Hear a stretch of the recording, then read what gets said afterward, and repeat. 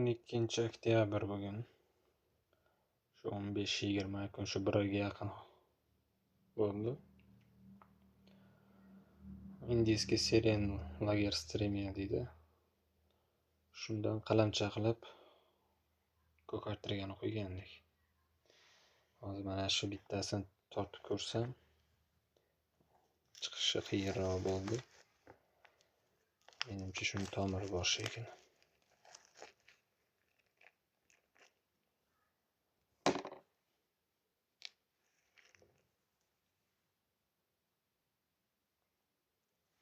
Mana bir oylik natija.